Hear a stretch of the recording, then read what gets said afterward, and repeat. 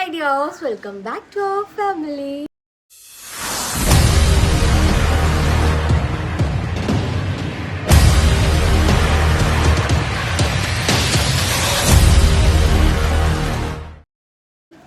അപ്പം ഇന്നത്തെ നമ്മുടെ വ്ളോഗ് എന്താണെന്ന് വെച്ച് കഴിഞ്ഞാൽ ഞാൻ കുറച്ച് ദിവസം മുമ്പേ പറഞ്ഞിട്ടുണ്ടായിരുന്നു. ഞാൻ എൻ്റെ ആദ്യം തൊട്ടിട്ടുള്ളത്, അതായത് എൻ്റെ 6th വീക്കിൽ, നമ്മൾ പ്രഗ്നൻ്റ് ആണ് എന്ന് നോർമലി എല്ലാവരും അറിയുന്നത് ഒരു 4th വീക്കിലൊക്കെ ആയിരിക്കുമല്ലോ. ഞാൻ അറിഞ്ഞിട്ടുണ്ടായിരുന്നത് എൻ്റെ ചീത്തയായല്ലേ 8 വീക്സൊക്കെ ആവുന്ന ടൈമിലാണ് ഞാൻ ക്യാരിങ് ആണ് എന്ന് അറിയുന്നത്.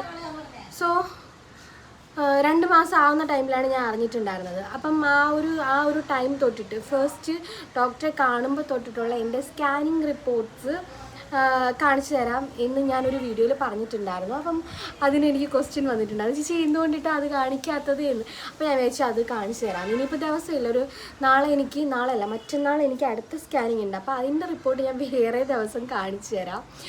ഡെലിവറി മിക്കവാറും ആ ഒരു ടൈമിലൊക്കെ ആയിരിക്കും. അടുത്ത സ്കാനിങ് കഴിയുമ്പോഴത്തേന് മേ ബി അഡ്മിറ്റ് ആവാൻ പറയും. പിന്നെ അതിൻ്റെ തിരക്കും കാര്യങ്ങളൊക്കെ ആയിട്ട് നമുക്ക് ഫുള്ളായിട്ടുള്ളത് കാണിക്കാനൊന്നും ടൈം കിട്ടില്ല. ഇപ്പോൾ എൻ്റെ കയ്യിൽ 5 സ്കാനിങ് റിപ്പോർട്ട്സാണ് എൻ്റെ കയ്യിലുള്ളത്.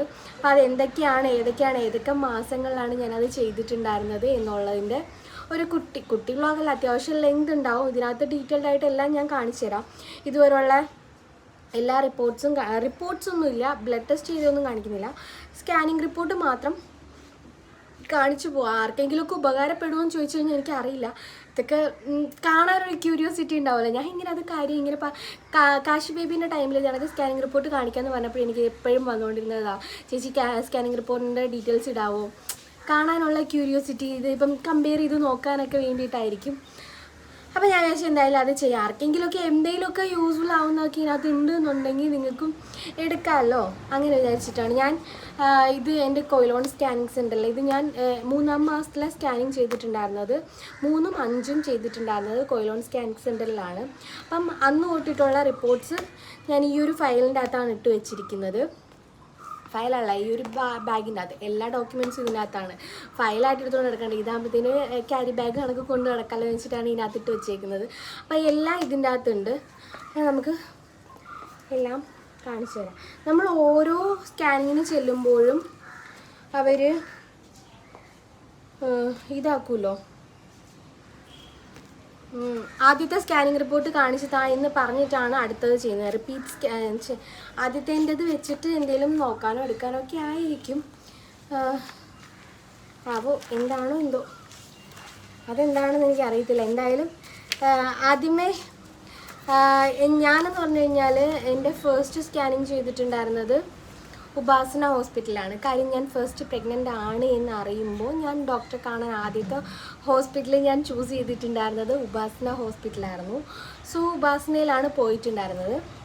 അപ്പം അവിടുത്തെ സ്കാനിങ് റിപ്പോർട്ട് കാണിച്ചു തരാം. ഫസ്റ്റ് സ്കാനിങ് റിപ്പോർട്ട് ഇതിൻ്റെ അകത്ത് അറ്റാച്ച് ചെയ്ത് വെച്ചേക്കാണ്. കാര്യം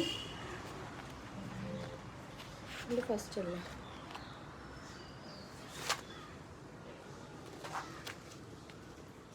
എവിടെ എൻ്റെ സ്കാനിങ് റിപ്പോർട്ട്,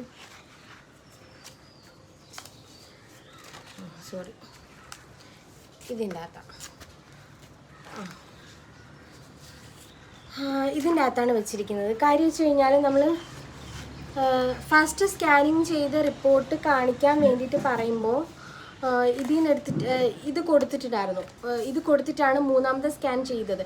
അപ്പം 3ാമത്തെ സ്കാൻ റിപ്പോർട്ടിൻ്റെ ഇതേ ഇവിടെയാണ്. ഇതിൻ്റെ കൂട്ടത്തിൽ തന്നെ അവർ സ്റ്റാപ്ലർ ചെയ്ത് വെച്ചിട്ടുണ്ട്. ഞാൻ പിന്നെ അഴിക്കാനോ എടുക്കാനോ ഒന്നുമില്ല. ഡോക്ടേഴ്സിനെ മാറി കാണിക്കുമ്പോൾക്ക് ഞാൻ ഇത് തന്നെയാണ് കൊണ്ടുവന്നത്. എല്ലാം ഡീറ്റെയിൽഡായിട്ട് ഞാൻ കാണിച്ചു തരാം. സ്റ്റാൻഡ് ഇതേണ്ട്, കാണാൻ പറ്റുന്നുണ്ടോ വ്യക്തമാവുന്നുണ്ടോ എന്ന് എനിക്കറിയത്തില്ല. ഇത് ഞാൻ പറഞ്ഞല്ലോ ഉപാസന ഹോസ്പിറ്റലായിരുന്നു ഫസ്റ്റ് സ്കാൻ ചെയ്തിട്ടുണ്ടായിരുന്നത്, ഉപാസന. അപ്പോൾ അവിടുത്തെ സ്കാനിങ് സെൻറ്ററിൻ്റെ പേരാണ് ഇവിടെ ആദ്യം കൊടുത്തിട്ടുള്ളത്. പിന്നെ പേഷ്യൻറ്റിൻ്റെ എൻ്റെ നെയിം കൊടുത്തിട്ടുണ്ട്, ദേവു ഗോകുൽ. പിന്നെ എന്തൊക്കെയോ ഡീറ്റെയിൽസ് കൊടുത്തിട്ടുണ്ട്. ഏജ് 26. ഞാൻ ആദ്യം കാണിച്ചത് കവിത എന്ന് പറഞ്ഞിട്ടുള്ള ഡോക്ടറെയാണ്, കവിത ഡോക്ടറെയാണ് കാണിച്ചിട്ടുണ്ടായിരുന്നത്. ഇത് സ്കാനിങ് എടുത്ത ഡേറ്റാണ് കൊടുത്തേക്കുന്നത്, അതായത് 16/1/2024. അതെങ്ങനെ ശരിയാവും? സോറി, 16/10/2024. അതായത് ഒക്ടോബർ മാസമാണെന്ന് തോന്നുന്നു. ഒക്ടോബർ ആണോ നവംബർ ആണോ? ഒക്ടോബർ മാസം വരും. ഒക്ടോബറിലാണ് ഫസ്റ്റ് പ്രഗ്നൻ്റ് ആണ് എന്ന് പറഞ്ഞിട്ട് സ്കാൻ ചെയ്തിട്ടുണ്ടായിരുന്നത്. അപ്പം നമുക്ക് എൻ്റെ LMB നോക്കുകയാണെന്നുണ്ടെങ്കിൽ 13/8/2024. ഞാനിത് ചെയ്യുന്ന ടൈമിൽ 9 വീക്സും 1 ഡേയും ആയിട്ടുണ്ടായിരുന്നു. അതായത് ഞാൻ പറഞ്ഞല്ലോ, ഞാൻ പ്രഗ്നൻ്റ് ആണ് എന്നറിയുന്ന 2 മാസം കംപ്ലീറ്റ് ആവുന്ന ടൈമിലാണ് ഞാൻ പ്രഗ്നൻ്റ് ആണ് എന്നറിഞ്ഞത്. ഓഗസ്റ്റിൽ പീരീഡ്സ് ആയി, സെപ്റ്റംബറിലും ഒക്ടോബറിലും എൻ്റെ പീരീഡ്സ് മിസ്സാവുന്ന ടൈമിലാണ് ഞാൻ പോയിട്ട് ഡോക്ടറെ കാണുന്നത്. അപ്പം നമുക്ക് LMB വെച്ചിട്ട് എനിക്ക് കറക്റ്റ് 9 വീക്സും 1 ഡേയും ആയിട്ടുണ്ടായിരുന്നു. പിന്നെന്താ, പിന്നെ വേറെ എന്തൊക്കെയോ കൊടുത്തിട്ടുണ്ട് ഇതിൻ്റെ അകത്ത്.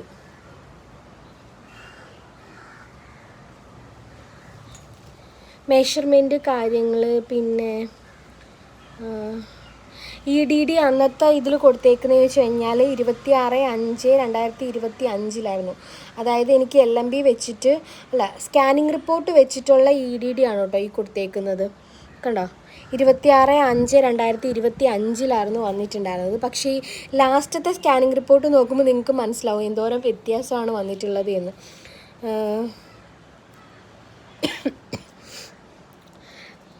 ഇത് LMB വെച്ചിട്ടല്ലാണ്ടിട്ട് എൻ്റെ സ്കാനിങ് റിപ്പോർട്ട് വെച്ചിട്ട് കുഞ്ഞിന് 1 വീക്കും അന്നത്തെ റിപ്പോർട്ട് പ്രകാരം 8 വീക്സും 2 ഡേയ്സുമാണ് ആയിട്ടുണ്ടായിരുന്നത്. അതായത് 1 വീക്സിൻ്റെ ഡിഫറൻസ് അന്നേ പറയുന്നുണ്ടായിരുന്നു. കുഞ്ഞിന് ഒരാഴ്ചത്തെ വളർച്ചക്കുറവ് പറയുന്നുണ്ടായിരുന്നു. അത് കാര്യം വെച്ച് കഴിഞ്ഞാൽ അന്നേ ഡോക്ടർ പറഞ്ഞിട്ടുണ്ടായിരുന്നു, വേറെ പ്രശ്നമൊന്നുമില്ല. ഇത് മറ്റേ മേ ബി കുഞ്ഞ് ഫോം ആയിട്ടുള്ളത് പീരീഡ്സ് ആയതിന് ശേഷം എഗ്ഗ് ഫോം ആയിട്ടുള്ളതിൻ്റെ വ്യത്യാസം കൊണ്ടിട്ടായിരിക്കും അത് വന്നിട്ടുള്ളത്. പ്രശ്നമാക്കാനില്ല എന്ന് ഡോക്ടർ പറഞ്ഞിട്ടുണ്ടായിരുന്നു. ഇതിൻ്റെ അകത്തുള്ള ആ ഒരു 1 വീക്കിൻ്റെ വ്യത്യാസമല്ല കേട്ടോ ഇപ്പോൾ ഉള്ള സ്കാനിങ് റിപ്പോർട്ടിലുള്ളത്. അത് ഞാൻ ലാസ്റ്റ് വരുമ്പോഴത്തേന് കാണിച്ചു തരാം. ഇനിയുള്ളത് ഇതെന്ന് വെച്ച് കഴിഞ്ഞാൽ നമ്മുടെ 3-ാം മാസത്തിലെ ഈ ND സ്കാൻ എടുക്കുമല്ലോ, ഡബിൾ മാർക്കർ ND സ്കാനൊക്കെ എടുക്കുന്ന ടൈമിലുള്ളതാണ് കേട്ടോ. ഇത് 3-ാം മാസത്തിലെടുത്തിട്ടുള്ള, ആദ്യത്തേത് നിങ്ങൾ കണ്ടത് 2-ാം മാസത്തിലെടുത്താണ്. ഇത് 3-ാം മാസത്തിലെടുത്ത സ്കാനിങ് റിപ്പോർട്ടാണ്. കവിത ഡോക്ടർ തന്നെയായിരുന്നു എനിക്ക് റെഫർ ചെയ്തിട്ടുണ്ടായിരുന്നത്. ഇത് ഫ്രണ്ടിൽ ഞാൻ കാണിച്ചു തരാം. കാര്യം ഡോക്ടറോട് ഞങ്ങൾ ആദ്യം കണ്ടപ്പോൾ തന്നെ പറഞ്ഞു നമുക്ക് ഹോസ്പിറ്റലിൽ ചെയ്യാൻ താല്പര്യമില്ല, പുറത്ത് ചെയ്യണമെന്ന് പറഞ്ഞിട്ട് ഡോക്ടറിൻ്റെ കയ്യിൽ നിന്ന് എഴുതി മേടിച്ച്, അങ്ങനെ ഡോക്ടറിൻ്റെ ഒരു ഇതിലാണ് ഞാൻ കൊയിലോൺ സ്കാനിങ് സെൻറ്ററിൽ പോയിട്ട് സ്കാൻ ചെയ്യുന്നത്. ഡോക്ടർ എവിടെ വേണേലും ചെയ്തോളാൻ പറഞ്ഞിട്ടുണ്ടായിരുന്നു കേട്ടോ. അങ്ങനെയാണ് അവിടെ പോയിട്ടുണ്ടായിരുന്നത്. അങ്ങനെ കൊയിലോണിൽ സ്കാൻ ചെയ്തു. സ്കാൻ ചെയ്തപ്പോഴത്തേന്ന് വെച്ച് കഴിഞ്ഞാൽ അതേൻ്റെ പേര് കൊടുത്തിട്ടുണ്ട്, ദേവു ഗോകുൽ, ഇയർ കൊടുത്തിട്ടുണ്ട്, റെഫർ ചെയ്തിട്ടുള്ള ഡോക്ടറിൻ്റെ നെയിം, LMB ഡേറ്റ് 13/8/2024. LMB വെച്ചിട്ട് എനിക്ക് അന്നത്തെ ആ ഒരു ടൈമിൽ 11 വീക്സ് ആണ്. നമ്മൾ 9 വീക്സിലാണ് ഫസ്റ്റ് സ്കാൻ ചെയ്തിട്ടുണ്ടായിരുന്നത്. സെക്കൻഡ് സ്കാൻ ഞാൻ ചെയ്യുന്നത് 11 വീക്സിലാണ് ചെയ്തിട്ടുണ്ടായിരുന്നത്. പക്ഷേ സ്കാനിങ് റിപ്പോർട്ട് വെച്ചിട്ട് 10 വീക്സ് 4 ഡേയ്സും ആയിരുന്നു. അതായത് 1 വീക്കിൻ്റെ തന്നെ ഡിഫറൻസ് ആയിരുന്നു ആ ടൈമിലുണ്ടായിരുന്നത്. അത് വേറെ പ്രശ്നമൊന്നും കാര്യങ്ങളൊന്നും ഇല്ലായിരുന്നു കേട്ടോ. 1 വീക്കിൻ്റെ ഡിഫറൻസ് ഉണ്ടായിരുന്നു.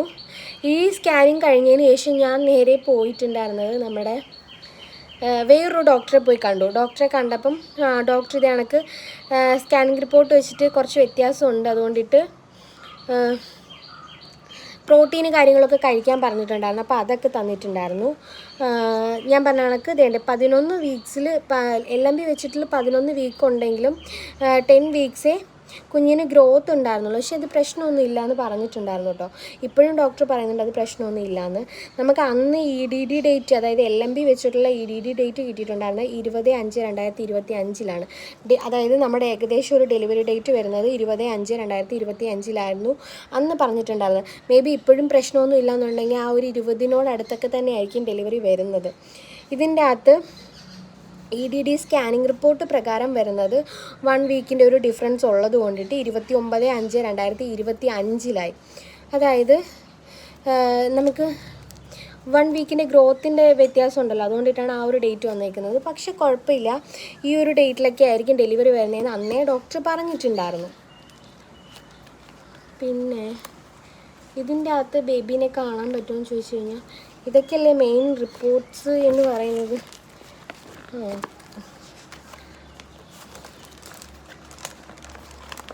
കൊയിലോണിൽ പോയോണ്ടിട്ട് ഇങ്ങനെ നമുക്ക് ബേബീനെ കാണാൻ പറ്റും. കണ്ടോ, അന്നത്തെ ബേബി ഇതാ ഇങ്ങനെയല്ല, ഉള്ളിൽ ഇത്രയും ഉണ്ടായിരുന്നുള്ളൂ. ഇത് ആ കിടക്കുന്ന ആ കൈയും കാലും ഒക്കെ ഫോമായി വരുന്ന ആ ഒരു ടൈമിലുള്ളതാണ് ഈ ഒരു റിപ്പോർട്ടെന്ന് പറഞ്ഞു കഴിഞ്ഞാൽ. കണ്ടോ, നോക്ക്.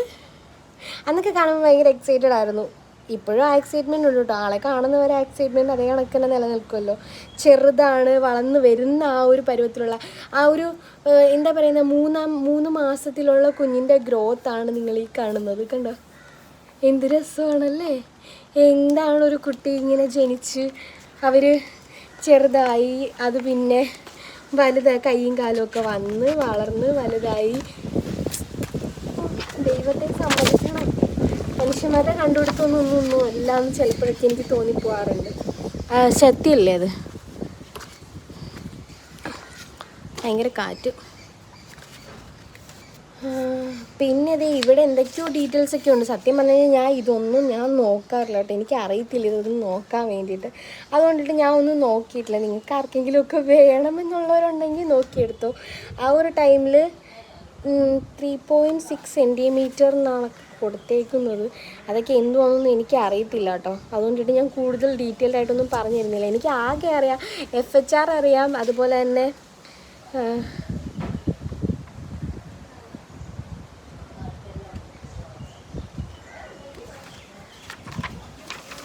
ഇതിൻ്റെ അകത്ത് എവിടെയോ ആൻറ്റീരിയർ ആണോ പോസ്റ്റീരിയർ ആണോ എന്ന് കാണുമല്ലോ.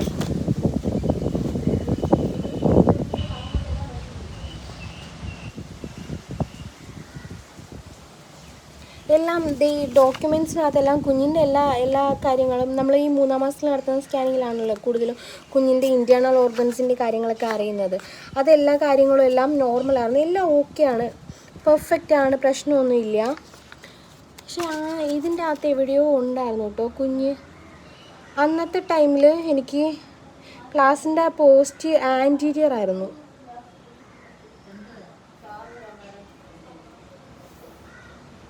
നോക്കട്ടെ, കുഞ്ഞിൻ്റെ എന്തുവാ ഇതിനകത്തെന്തോ കാണാത്തേ.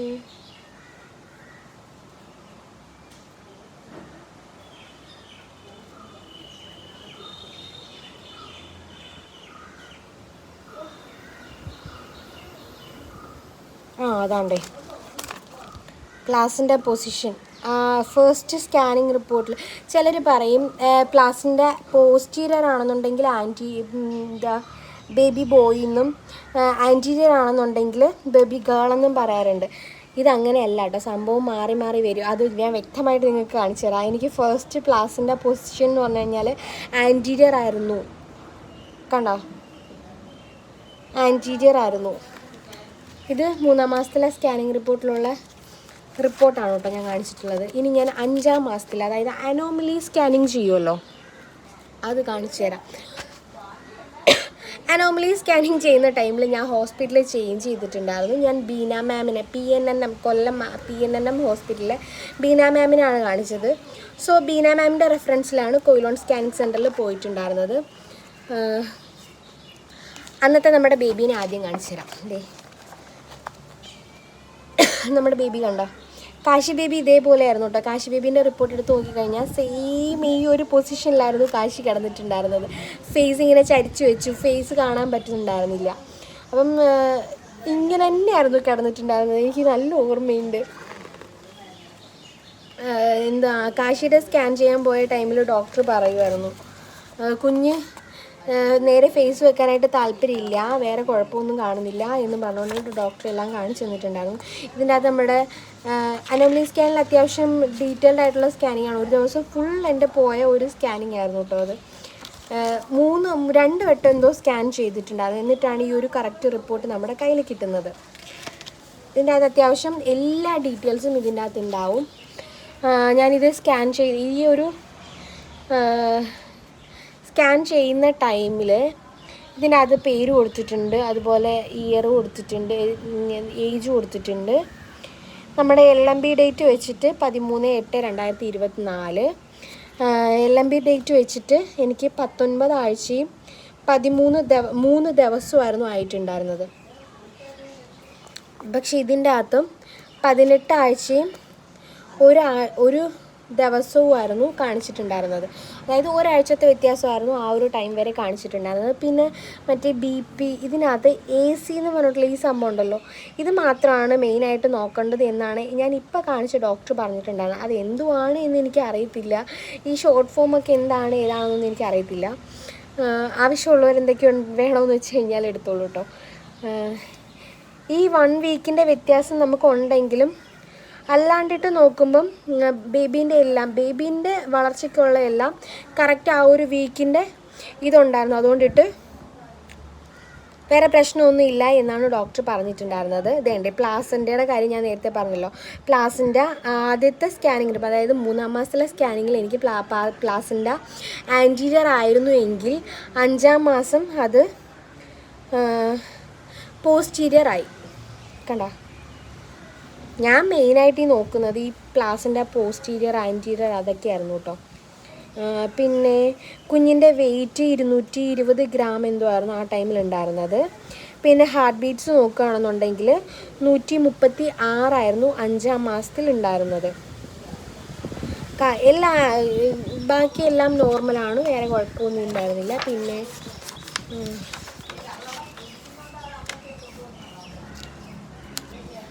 ആ ഒരു ടൈമിൽ സെഫാലിക് പൊസിഷൻ ആയിരുന്നു ബേബി ഉണ്ടായിരുന്നത്. പിന്നെ അതേണ്ടേ EDD ഡേറ്റ് ദാണ്ട് LMB വെച്ചിട്ട് എനിക്ക് 20-ാം തീയതി ആയിരുന്നു. പക്ഷേ സ്കാനിങ് റിപ്പോർട്ട് വെച്ചിട്ട് എനിക്ക് 29 മെയ്യിലായിരുന്നു ഡേറ്റ് തന്നിട്ടുണ്ടായിരുന്നത് ആ ഒരു ടൈമിൽ.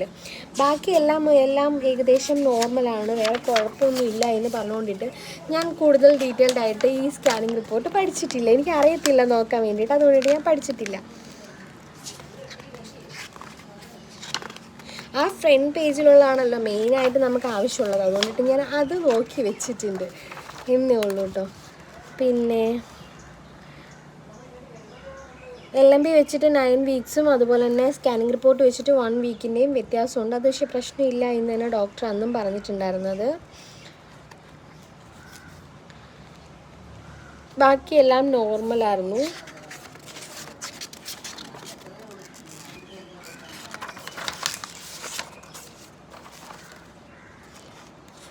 കാർഡിയക് ഇത് മറ്റേ ഹാർട്ട് റേറ്റിൻ്റെയും കാര്യങ്ങളുടെയൊക്കെ സൈസ് കാര്യങ്ങൾ, അതുപോലെ കിഡ്നീൻ്റെത്, അങ്ങനെയൊക്കെ ഉള്ള കാര്യങ്ങളൊക്കെയാണ് ഇനി അങ്ങോട്ടുള്ള പേപ്പേഴ്സിനകത്തൊക്കെ വരുന്നത്. എല്ലാം നോർമലായിരുന്നു. ഞാനത് ചെയ്തിട്ടുണ്ടായിരുന്നത് 27/1/2025.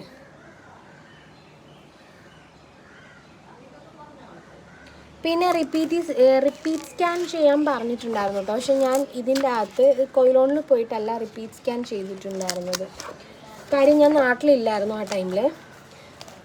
സോ പിന്നെ ഞാൻ പോയത് നാട്ടിൽ വന്നതിന് ശേഷം ഞാൻ പിന്നെ നമ്മുടെ കൊല്ലം വിക്ടോറിയ ഹോസ്പിറ്റലാണ് പിന്നെ ഞാൻ കാണിച്ചിട്ടുണ്ടായിരുന്നത്. സോ ഇപ്പോൾ കാണിക്കുന്നത് എൻ്റെ 4ാമത്തെ സ്കാനിങ് റിപ്പോർട്ടാണ്. 7-ാം മാസത്തിലുള്ള സ്കാനിങ് റിപ്പോർട്ടാണ് ഇപ്പോൾ കാണിക്കുന്നത്. ഞാൻ പിന്നെ കാണിച്ചിട്ടുണ്ടായിരുന്നത് മിനിയസ് നായർ എന്ന് പറയുന്ന ഡോക്ടറാണ് കേട്ടോ. ഇതെല്ലാം എൻ്റെ തന്നെ റിപ്പോർട്ടാണ്, പക്ഷേ ഡോക്ടേഴ്സ് മാത്രം ചേഞ്ച് ചെയ്ത് ഞാൻ കാണിച്ചു എന്നേ ഉള്ളൂ. ദേവു എൻ്റെ പേര്, ഇയർ, അതുപോലെ തന്നെ ഞാൻ പോയ ഡേറ്റ്, അതായത് 19/3/2025. അതിൽ ആ ഒരു ഡേറ്റിലാണ് നമ്മൾ അടുത്ത സ്കാൻ ചെയ്തിട്ടുണ്ടായിരുന്നത്. ഈ സംഭവത്തിനകത്ത് ഈ AC എന്ന് എഴുതിയേക്കുന്ന സംഭവം ഉണ്ടല്ലോ, അത് മാത്രമാണ് മെയിനായിട്ട് നോക്കേണ്ട കാര്യമുള്ളൂ എന്നാണ് ഡോക്ടർ പറഞ്ഞിട്ടുണ്ടായിരുന്നത്. ഞാൻ ഈ സ്കാൻ ചെയ്യുന്ന ടൈമിൽ എനിക്ക് 31 വീക്സ് ആയിരുന്നു, 31ാമത്തെ ആഴ്ചയായിരുന്നു LMB വെച്ചിട്ട്. പക്ഷേ സ്കാനിങ് റിപ്പോർട്ട് വെച്ചിട്ട് എനിക്ക് 29, അതായത് മുന്നത്തെ സ്കാനിങ് റിപ്പോർട്ടിൽ നമുക്ക് 1 വീക്കിൻ്റെ ഡിഫറൻസ് ആയിരുന്നു എന്നുണ്ടെങ്കിൽ ഇതിൻ്റെ അകത്ത് വന്നപ്പോഴത്തേന് 2 ആഴ്ചത്തെ വ്യത്യാസം കാണിച്ചു. അപ്പം ഞാനൊന്ന് പേടിച്ചിട്ടുണ്ടായിരുന്നു, നല്ല പേടിയുണ്ടായിരുന്നു. ഫസ്റ്റ് തന്നെ ബേബിക്ക് ഇത് കണക്ക് ഗ്രോത്ത് കുറവാണ് എന്ന് കണ്ടുകൊണ്ടിട്ടായിരുന്നു ഞാൻ പ്രഗ്നൻ്റ് ആണ് എന്ന് പോലും വീഡിയോയ്ക്കകത്തൊന്നും പറയാണ്ടിരുന്നത്. പിന്നെ ഇത് നോക്കിയപ്പോഴത്തേന് ഇതിൻ്റെ അകത്ത് ഞാൻ ഈ ഒരു 2 ആഴ്ചത്തെ വ്യത്യാസം വന്നപ്പോഴത്തേന് നല്ല രീതിക്ക് ഞാൻ പേടിച്ചിട്ടുണ്ടായിരുന്നു. പക്ഷേ ഡോക്ടർ പറഞ്ഞതെന്ന് വെച്ച് കഴിഞ്ഞാൽ വേറെ ഒന്നും ഓർത്ത് ടെൻഷൻ അടിക്കേണ്ട. LMB വെച്ചിട്ട് കുഞ്ഞ് ഫോം ആയതോ അങ്ങനെ എന്തെങ്കിലും ആയിരിക്കും വ്യത്യാസം വന്നിട്ടുണ്ടായിരുന്നത്. അത്യാവശ്യം നന്നായിട്ട് ഫുഡ് കാര്യങ്ങളൊക്കെ കഴിച്ചിരുന്നാൽ മതി. സമാധാനമായിട്ട് സന്തോഷമായിട്ടിരിക്കാൻ നോക്കുക. കുഞ്ഞിൻ്റെ ഡീറ്റെയിൽസ് നോക്കുകയാണെന്നുണ്ടെങ്കിൽ ഈ ചാർട്ടിൻ്റെ അകത്തുള്ള ഈ ഭാഗം കണ്ടോ, ഇത് നോക്കുകയാണ് എന്നുണ്ടെങ്കിൽ എല്ലാം ഒരേ ഇതിലാണ് വന്നിരിക്കുന്നത്. അതിനകത്ത് വ്യത്യാസമില്ല. എല്ലാം 29 ആഴ്ചത്തെ കണക്കാണ് കാണിക്കുന്നത്. പിന്നെ എന്തിനാണ് ടെൻഷൻ? കുഞ്ഞിൻ്റെ കാര്യങ്ങളെല്ലാം പെർഫെക്റ്റ് ആണ്. 2 ആഴ്ചത്തെ വ്യത്യാസം ഡേറ്റ് വെച്ചിട്ട് വന്നു എന്നേ ഉള്ളൂ, പേടിക്കാനില്ല എന്ന് ഡോക്ടർ തന്നെ പറഞ്ഞു. പിന്നെ എനിക്ക് സമാധാനമായി. ഉള്ളത് പറയാമല്ലോ. ആ ഒരു ടൈമിൽ നമ്മുടെ ബേബീൻ്റെ വെയിറ്റ് എന്ന് പറഞ്ഞു കഴിഞ്ഞാൽ 1365, അതായത് 1 കിലോ 365 ഗ്രാം ആയിരുന്നു നമ്മുടെ ബേബീൻ്റെ വെയിറ്റ് വന്നിട്ടുണ്ടായിരുന്നത്. 199 ഗ്രാമിൻ്റെ കുറവുണ്ടായിരുന്നു ആ സമയത്ത്. കുഴപ്പമില്ല, ഫുഡൊക്കെ കഴിക്കുമ്പോഴത്തേന് നേരെ ആവുമെന്ന് പറഞ്ഞു. നേരെ ആയിട്ടുണ്ടായിരുന്നു. വെയിറ്റ് നല്ല രീതിക്ക് കൂടി. അതാണ് ആകെ ഉണ്ടായിരുന്നത്. അപ്പം വേറെ പ്രോബ്ലമോ കാര്യങ്ങളോ ഒന്നും കാണിക്കുന്നുണ്ടായിരുന്നില്ല. ഇത് വെച്ചിട്ട് നമ്മുടെ ഫസ്റ്റ് LMB വെച്ചിട്ടുള്ള ഡേറ്റ് കറക്റ്റ് അത് തന്നെയാണ്. 20th 5-ാം തീയതി ആയിരുന്നു. മുന്നത്തെ സ്കാനിങ് റിപ്പോർട്ട് വരെ നമുക്ക് മെയ് 29 വന്നിരുന്ന ഡേറ്റ് എനിക്ക് ചേഞ്ചായി. 2/6/2025, അതായത് ജൂൺ മാസം 2-ാം തീയതിയായി എൻ്റെ ഡെലിവറി ഡേറ്റ്. അത് മാത്രമേ ഉണ്ടായിരുന്നുള്ളൂ ആകെ എനിക്കൊരു പ്രശ്നമായിട്ട് തോന്നിയിട്ടുണ്ടായിരുന്നത്.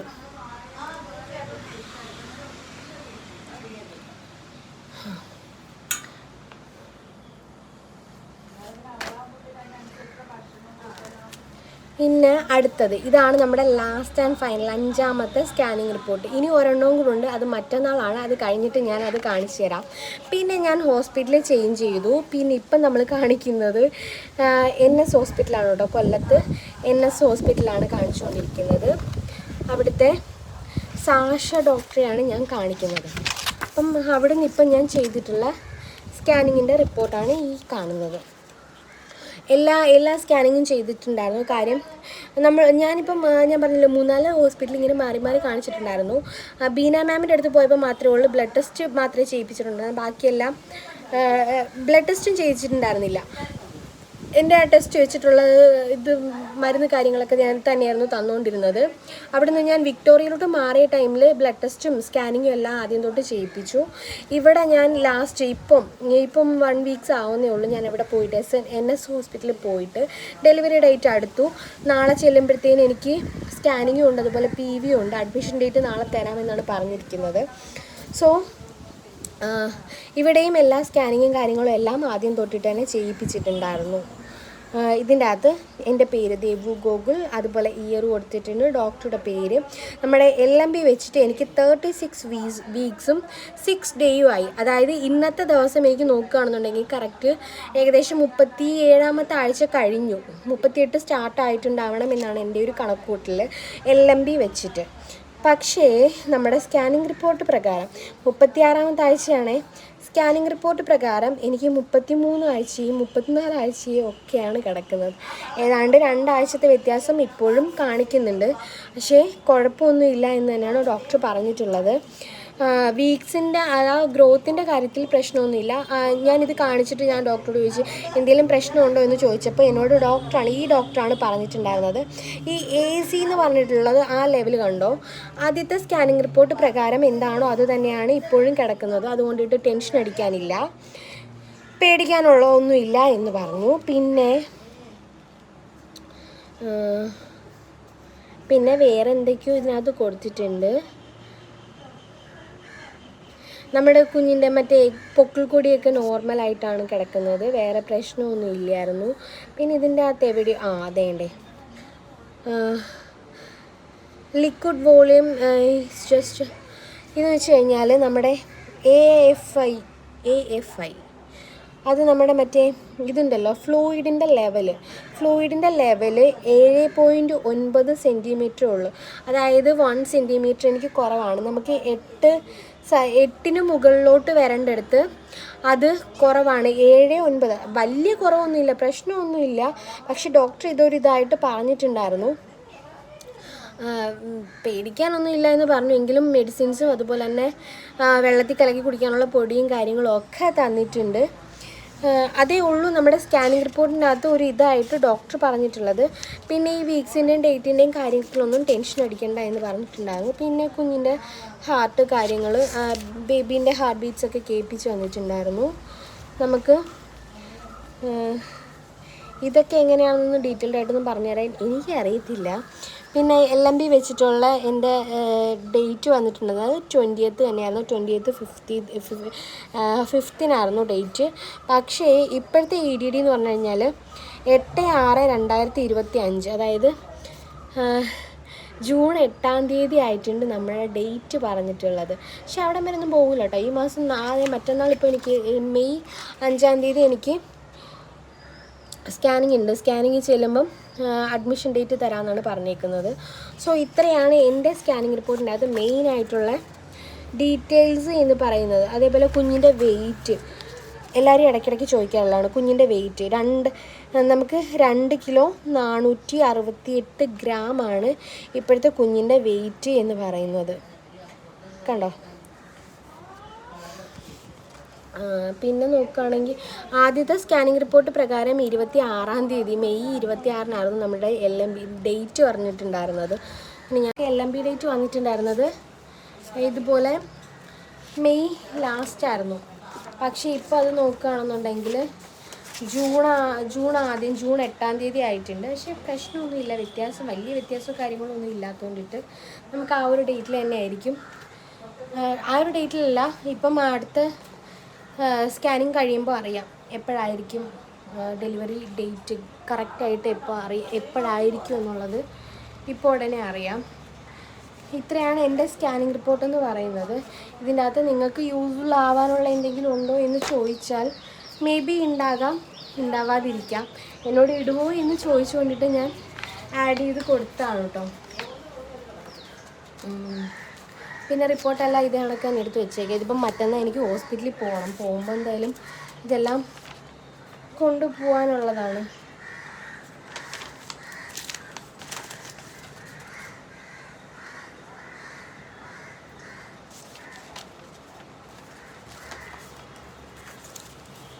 ഇത് ഹോസ്പിറ്റലിൽ നിന്ന് കിട്ടിയതാണ് കേട്ടോ.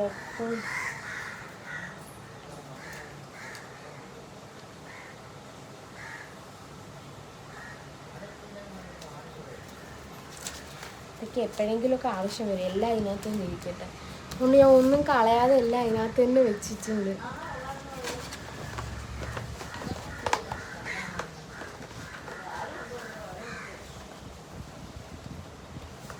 ഇതിപ്പോൾ പല ഡോക്ടേഴ്സ് ആയതുകൊണ്ടിട്ട് തന്നെ എനിക്ക് തന്നെ കൺഫ്യൂഷനാണ് എവിടേക്കാണ് എന്തൊക്കെയാണ് എന്നുള്ളത്.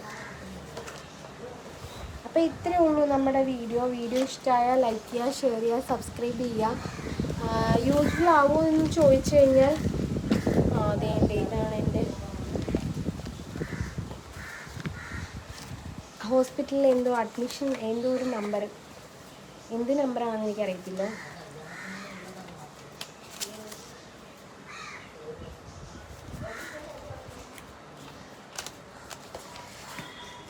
ആവി എടുത്തിട്ട് പാടില്ല.